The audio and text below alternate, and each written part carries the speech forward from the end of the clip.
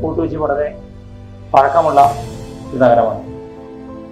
3 വിദേശശക്തികളിലൂടെ മാറി മാറി ഭരിച്ചു.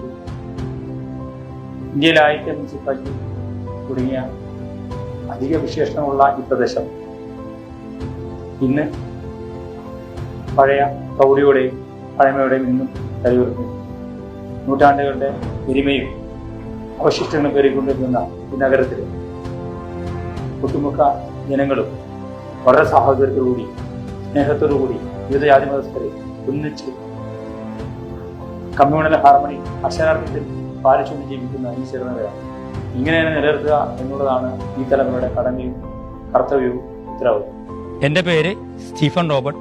ഞാൻ ഫോർട്ട് കൊച്ചി ഡിവിഷനിൽ LDF സ്ഥാനാർത്ഥിയായിട്ട് മത്സരിക്കുന്നു.